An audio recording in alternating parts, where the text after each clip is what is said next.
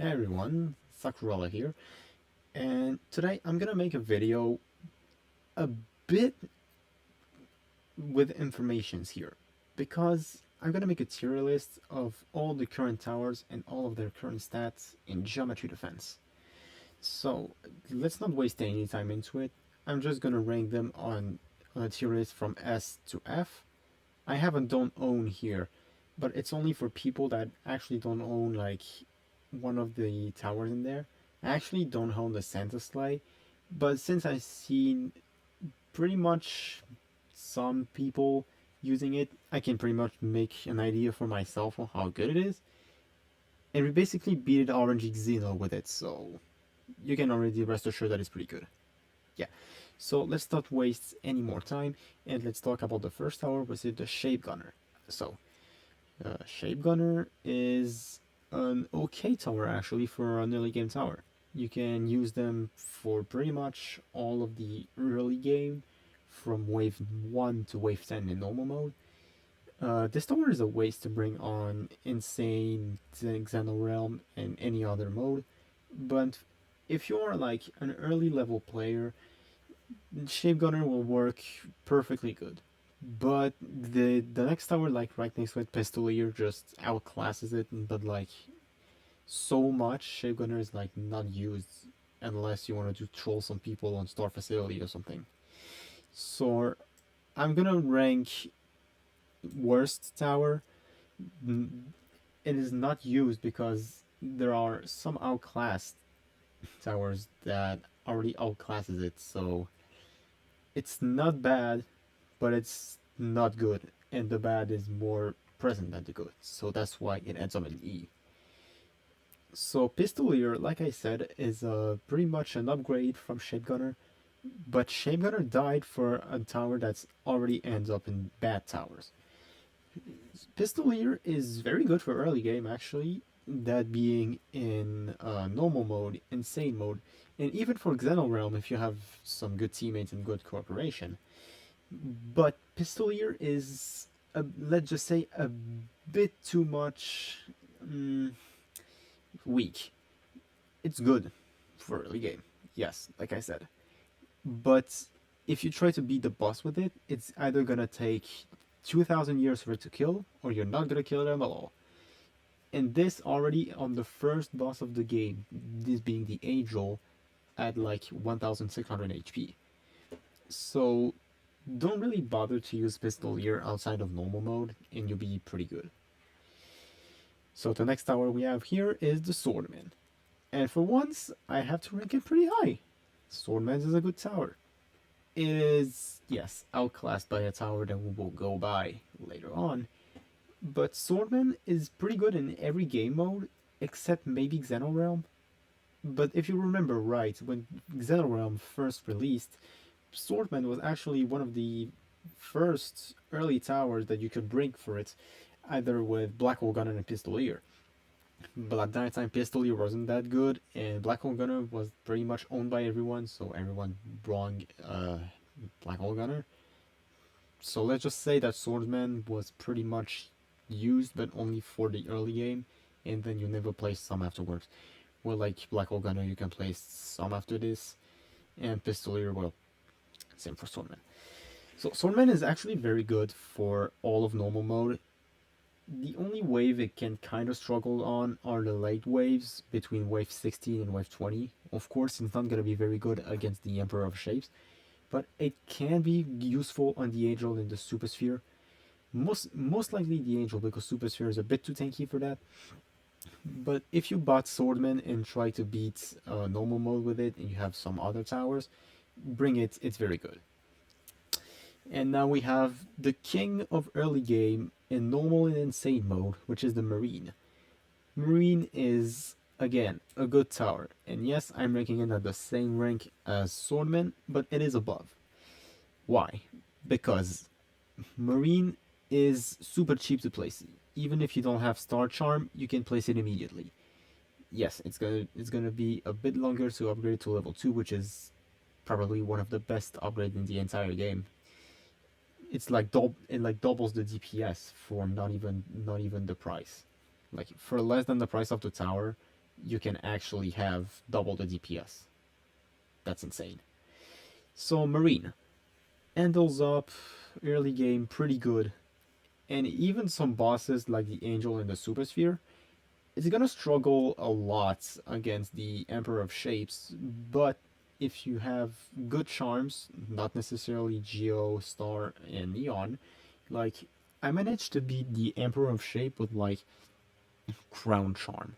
Yes, only Crown Charm. So let's just say that Marine is already pretty good on its own.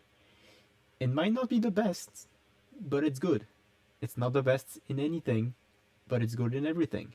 It's good at early game, it's good on bosses, it's good in mid game, it's good on the final boss, but it's not the best, like I said. Well, the final boss might not be good, but I think you know what I mean.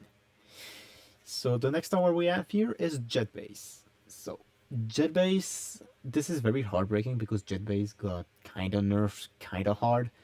But don't be fooled, Jet Base is still a pretty good tower, and I reckon above Swordsman. Why? Because this is a good safety net. You can place it on the first wave if you have Star Charm, but since this is more of an early game tower, you will have either 500 coins or you will not play the Jet Base at all. So you can still skip wave 1 and get Jet Base. But since there is a weird mechanic with the spawner tower in this game where like when the first time you place it or the first upgrade you do with it, it always places two of them. What do I mean by that? When you place one jet base, instead of spawning one jet, it will spawn two.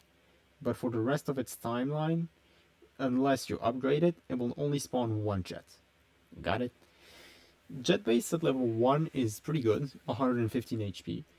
This can be used in normal mode, insane mode. You will struggle a lot on Xeno Realm, but it can help. But the one you will use it on the most, I think, is normal mode and neon mode. I managed to beat neon mode with the jet base as my early game tower, so rest assured that it's a good tower. And even then, it has a good cost efficiency, especially level 3 and 5. Why level 5? Because you basically triple the health of each jet. Level 4 has 700 HP jets. Level 5 has 2600 HP jets. So yeah, rest assured that level 5 might be one of the best levels, even though I think level 2 is the best. Because you add 50 more HP. But anyway. Next up is Geofarm. So we all know that farms are supposed to be the meta in literally all the tower defense game ever, but in GDF, it's not really the case. Geofarm is good, but it's not meta. So I'm gonna rank it as a good tower behind Swordsman.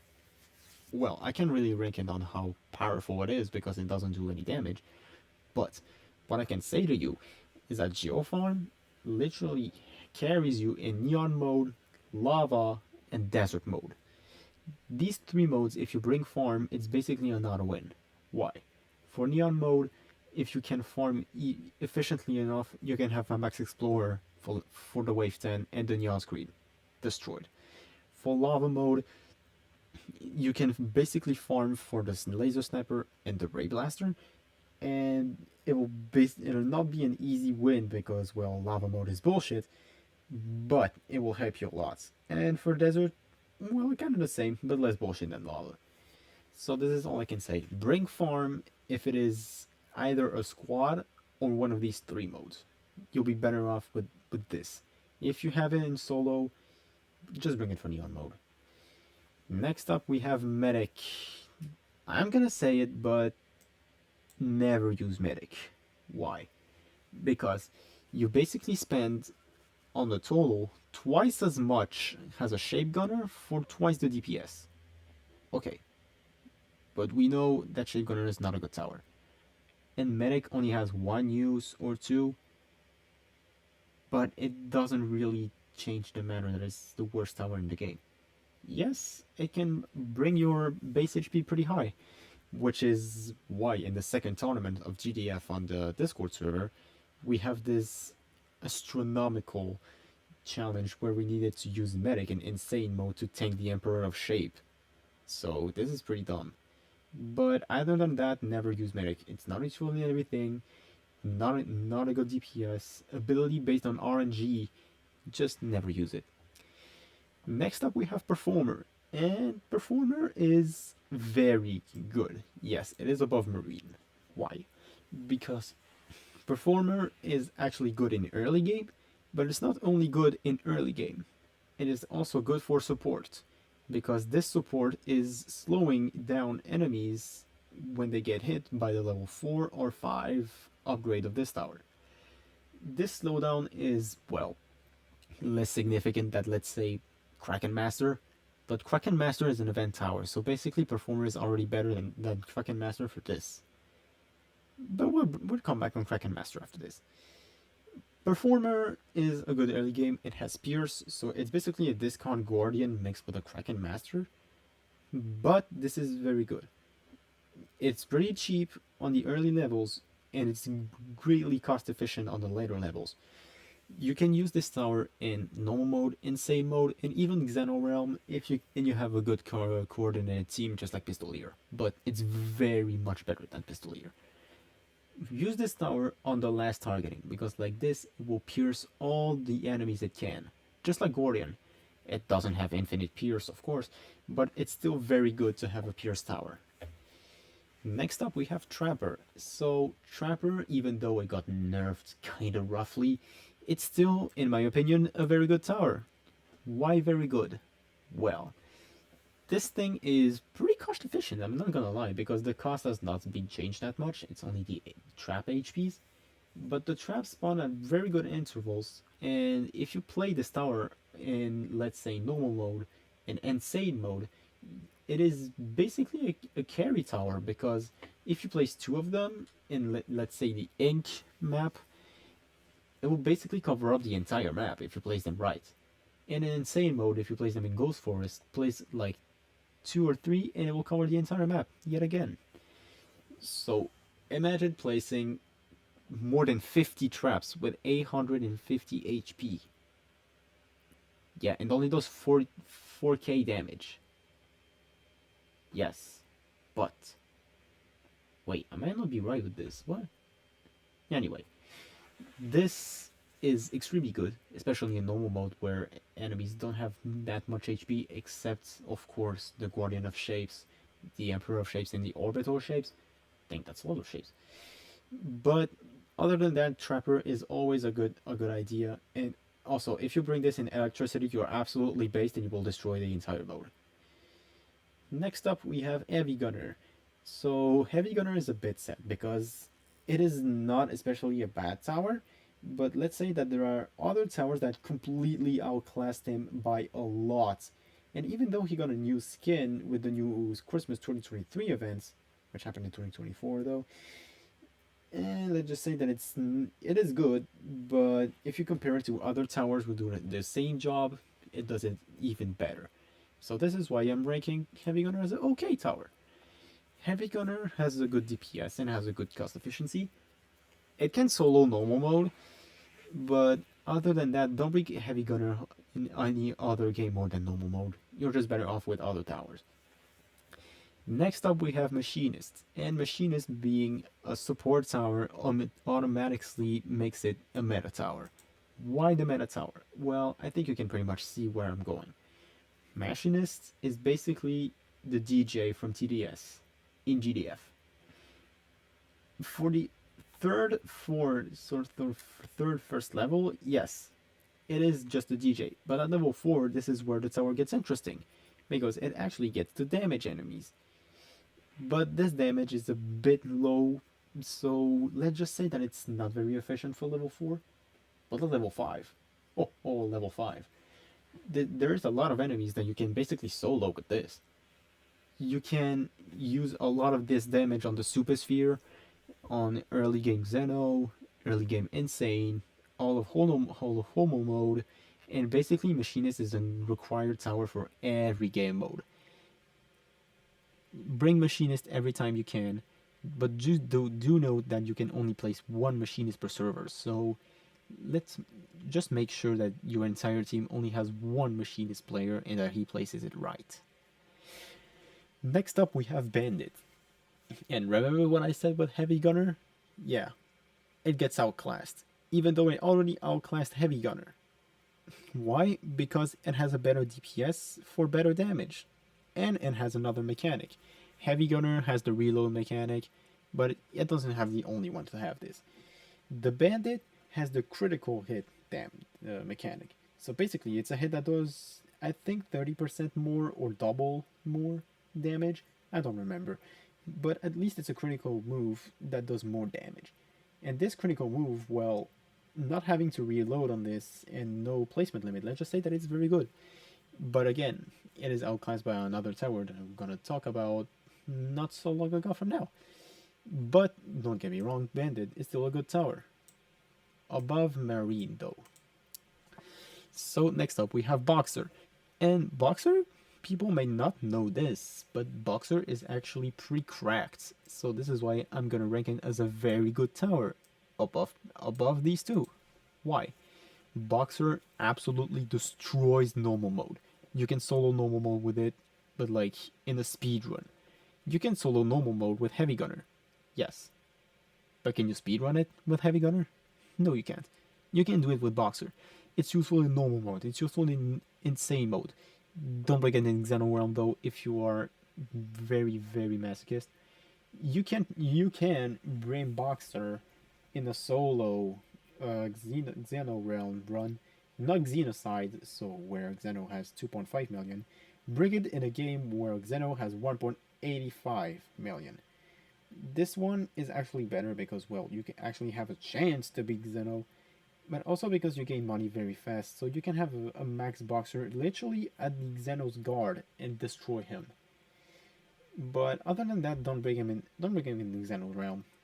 It is also useful in other modes, but let's just say that other towers are better than it. But just by its sheer DPS, let's just say that it's better if you bring it in normal and insane mode. Just so you remember, the solo death straight challenge was not with laser sniper and mortar before. It was with mortar and boxer. Boxer was this good that it was banned to use from a challenge. Remember this. Next up we have the Ray Blaster. And just like I said with Heavy Gunner and Bandit, no, it is not outclassed. Nah, just kidding. It is outclassed, but Ray Blaster is the tower that outclass these two, so this is why I'm going in a very good tower. Ray Blaster can be used in every game mode possible, and in every game mode it will be useful, except maybe Xeno Realm. But you can break it for the no sniper challenge, and it'll basically carry you for a bit of the early game and mid game. So use Ray Blaster; it's very good. If you are level 10, buy it immediately, then save for Smasher. This thing, Ray Blaster, might be one of the best towers in the game, and I do not say this lightly. Useful in no mode, insane. All of adventure mode, even Xeno Realm is even good. And in every event in history, Ray Blaster has always been good. This has been the first event, the Geospace, where it literally was in every loadout. Some summer events, which was a bit more absent, but still could use it. Halloween events where you could use literally anything and it would work. But yeah, even this event right now, Christmas 2023, is carried by Ray Blaster, Marine, and Machinist. So yes, buy Ray Blaster, use it a lot. This tower actually helped me to do map conquest in insane mode, and helped me on Geocastle, on Rainbow Land, and on Crimson Chaos of all maps. So remember this, and just please use Ray Blaster. Use it. For the next tower, we have Smasher. Smasher, not gonna sugarcoat it, meta tower. Even though it has been nerfed a lot, just by removing 2 Smashers from the limit, going from 12 to 10, Smasher is nerfed, yes, but it's still in the meta. I'm not gonna say anything else. Let's just say that insane DPS, great cost efficiency, use it. Next up we have Wizard. Wizard is a weird tower because if you're in a quad, Wizard can absolutely destroy any game mode in existence. But if you're in a solo run, it might be useful, but not in a game mode. But still, I'm still gonna rank it as a meta tower. Because yes, you might be doing some solo, but you also gonna play squad a lot. And this is why you should use Wizard a lot. If you play solo most of the time, you should only use Wizard in either deserts or neon mode. Neon mode, if you don't have Wizard from solo neon mode, just don't bother playing it. Wizard just help with the entire mid and late game of neon mode. It helps with disintegration, with neon dust, with cylinder explosion, even with the star and neon elemental it helps. Use Wizard and Neon in deserts. Use it with every other game board if you are in a squad, but just don't really use it in any other circumstances. It might get some use from Insane Solo though. Remember this. In the next tower, we have the Laser Sniper. Laser Sniper, best tower in the game. Not gonna change it. Laser Sniper, great cost efficiency, great range, great DPS. Literally nothing else to say. Bring Laser Sniper in every mode. There is only one thing that you will not bring some Laser Sniper to, and it's Xenocide. Why? Because Laser Sniper doesn't have that much DPS for the final boss. But as you will see later, you will see that the other tower that have more DPS than Laser Sniper is also very good. So next up we have the Drone Pilot. And the Drone Pilot is actually the reason why Laser Sniper is not used in Xenocide. Drone Pilot has just way more DPS than Laser Sniper. The only problem is that the range is way more limited than Sniper. The Laser Sniper is kind of like the ranger in TDS. He can kind of see all of the map at the same time. But in Drone Pilot, he's kind of like Pursuit. More like his pilots actually. He spins in a circle. The targeting is not that bad actually because he spins faster than the enemies are going. But let's just say that you will hit more times with the Laser Sniper than with the Drone Pilot. And in Xenocide you will micro smashers and Drone Pilots, which I think is totally bullshit by the way, but here we are anyway. So next up we have the Soul Speaker. The Soul Speaker is the reason why Jet Base is downgraded. Soul Speaker is just a way better Jet Base. Jet Base spawn 115 HP units every 49 seconds. This is meh, but this is still usable, let's say. Soul Speaker, on the other hand, spawn 45 HP enemies, yes, every 17 seconds. And remember what I said about the unit spawning twice the first time you place a tower or upgrade it? Yeah, this means you can have 2 times 45 on the first placement, and you can have another one only 15 seconds later. In comparison, Jet Base, 115 every 49 seconds, you will not have enough. You will place multiple Jet Base to have the efficiency of one Soul Speaker. It's most likely 2 Jet Base from one Soul Speaker. But since you can only place 4 Soul Speakers, every time you will have 1,800 units from Soul Speaker. But they spawn every 19 seconds. Yes, the cooldown increase, but it's fine. The max Jet Base spawn a 2,600 HP unit every at least 45 seconds. You see what I mean here? Soul Speaker spams way more unit than Jet Base does.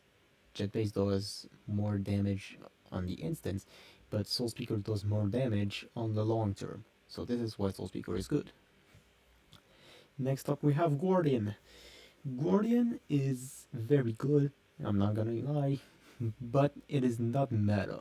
It is extremely useful for most of the game modes, including Insane, Xeno Realm, but outside of these two, you won't really see much of Guardian. Yes, RNG modes, of course, but I'm not counting RNG mode because these modes are total bullshit, and yet I still farm them. Says the guy who beat him 2 times RNG Xeno. But anyway, Guardian has infinite Pierce, which means he has infinite DPS. But anyone telling you this doesn't really need to think better than words. It only has infinite DPS and there is an infinite amount of enemies in said range, so it doesn't work. But nonetheless, yes, Guardian is still very good. The Pierce is very good. The cost efficiency of level 4 is incredible. It just becomes a bit too expensive on the lower levels, but just place 4 level 4s and then max them one by one. Trust me, it's gonna work. Next up, we have Baker. Well, I'm not gonna sugarcoat it. Yeah, Baker is very bad. It's supposed to be a mid-game tower DPS, but the problem is that it does a very bad job doing so. It is not good in mid-game, it doesn't have that much DPS. The only thing that saves him is that it has poison on some levels, but just check out Kraken Master Poison or even Present Dragon Fire, and you will see that Baker's Poison is just ridiculous in that it serves absolutely zero purpose.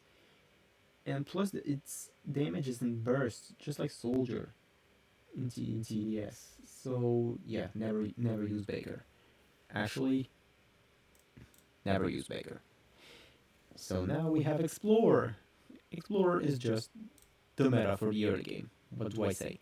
Even though it has been roughly nerfed with the Christmas event 2023, which is you can only place 8 of them per servers, and the early games price have been increased. Level 4 has been buffed from 2.6k to 2.5k, so it's fine.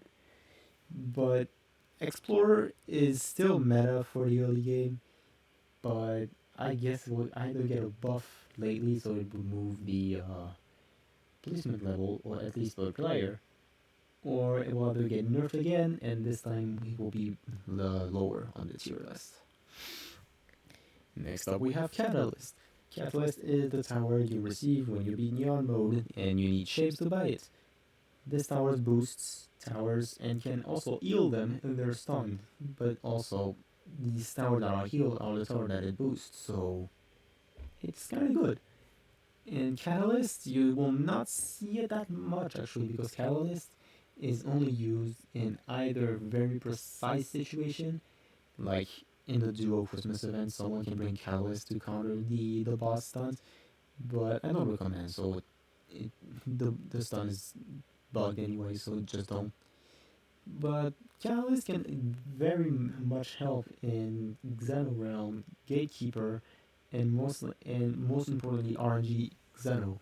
So I'm gonna put it as a very good tower below Ray, though. But keep in mind that Catalyst will always be a good option, but only if you are in a squad and on either a Gatekeeper or RNG Xeno. Just all I can say. Next up, we have Chainsaw Wielder. Chainsaw Wielder is kind of weird. It released not so much time ago from here, but many people still don't use it. Mostly because everyone uses Smasher who just don't have the time to grind for it. But anyway, Chainsaw Wielder is a good tower, yes, because this tower can have a lot of close range DPS, not as much as Smasher, but it can help in Xeno Realm, mostly in early game, and in Insane mode, mostly in mid game, but not on Armored Q because this enemy is just uh, horrible. But yes, Chainsaw Wielder actually keeps its targeting on one enemy, kind of like Accelerator from the TDS. But there is also the Overcharge, kind of like Accelerator. But any enemy in its range, being hit or not, will get its speed lowered. It's not as powerful as, let's say, Kraken Master, but I think it's the same as Performer. The only reason why I put Chainsaw Wielder below the rest is because Performer can do its job a bit better, and Smasher just has more DPS. So it's not a bad option, but you have better options. Next up, we have Lava Mortar. Do I even need to explain this one? Basically, splash damage, main DPS. This thing is useful in every mode. You will only not see it in maybe normal mode, but it's not the mode you expect to see Molar in. It's useful in Insane mode, mostly RNG, Insane too.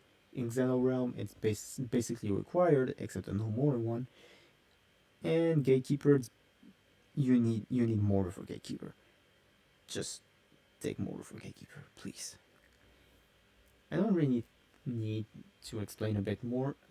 Like, it got redesigned, like, a bit after Xeno Realm got released. And then it got buffed a bit here, like 100 more damage on last level, so 300 more damage per hit. Yeah, I'll take that. Next up, we have Devour, and we are entering the Event Tower section. So, Devour is the Halloween 2023 Event Tower. And Devour is actually a very good tower. Why? Because Devour is actually one of the reasons that Xenocide was possible again. Xenocide, I have to say it again, is solo Xeno realm, but with Xeno with 2,500,000 HP.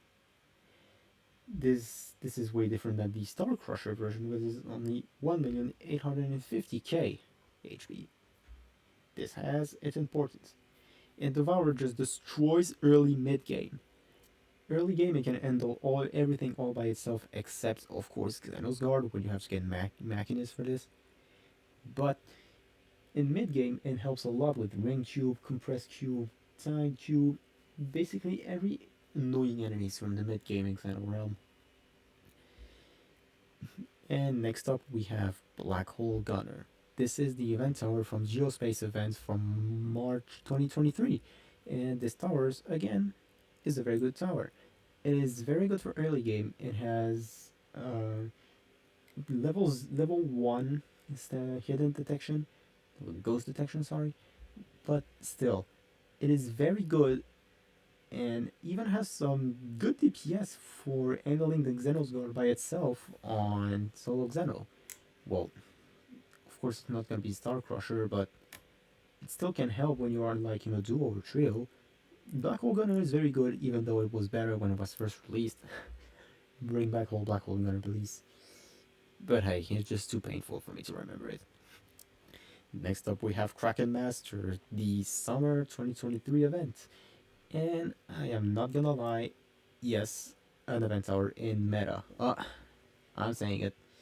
This tower is actually pretty strong because, like Trapper, it places trap on the track. But instead of placing one every 26 seconds on max level, a bit meh. Kraken Master plays a lot of them for basically the same time period. For level 1 it plays 3, for level 2 it's the same, level 3 it's 4, level 4 it's 5, and level 5 I think it's 7. Yeah. And level 4 and level 5 are actually the best levels because level 4 slows down the most. Yes, it's not level 5, but level 5 has the most damage on its trap, which can help on neon mode, desert, lava, basically most of adventure mode, neon mode, and even Xeno Realm if you want to really use it. It's mostly used in Gatekeeper and RNG Xeno. But if you want to use it in Xeno Realm, just go nuts. Just make sure you have enough DPS though. Then next up we have the Shoko Thrower. Shoko Thrower is the Easter 2023 event tower. And this event was actually just collect the cubes, collect the Shoko cubes. It wasn't that good, yeah. But at least we got the Shoko Thrower, and this was actually the first tower to make Xenocide possible, because Shoko Thrower has good DPS, basically the same as Ray Blaster. But I'm gonna rank it one rank below. Why? Because it doesn't have ghost detection. I know this doesn't make any more sense because in general, not all enemies are ghosts. Yeah, but I'm also ranking it below because it's an event tower. And remember, event towers are not allowed in some part of adventure mode in most of events. And let me remind you which is the best towers for events. Yeah, Ray Blaster. I think you know where you think I'm going here. But do remember that Choco Thrower is not that bad. It is pretty cost efficient actually. You can use it on insane mode, but just use other towers that can help in early game insane. It will be better. Next up we have Sentis Light. This tower, I actually don't own it, but I've seen many people use it with me, especially in RNG Xeno. So I can tell you how good it is. In Xeno, this thing shreds the mid game. In early game, you won't see it that much, of course. But the most used insane early game towers before all of the remake of insane mode and just the game in general, it was literally the best early game tower because, of course, it has splash damage. So this tower is actually a very good tower. There. It's just a shame that not so many people have it because, of course, it is the first event. This is, by the way, this is the Christmas 2022 event tower. So, not many people had it because not many people played GDF at that time, but still pretty good. And in the last year, we have the newest tower added to the game, Present Dragon, which is the Christmas 2023 event tower.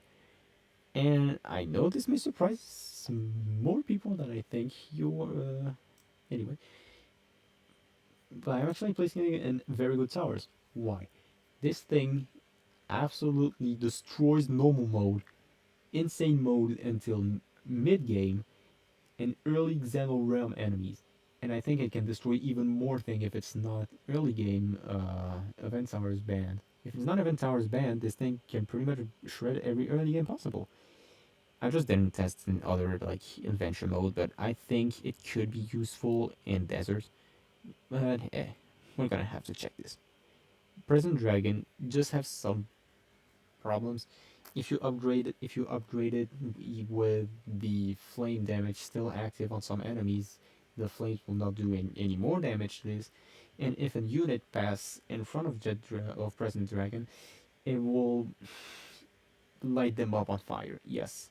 So this means that if a jet or a ghost from Soul Speaker gets in front of Present Dragon, they will get burned.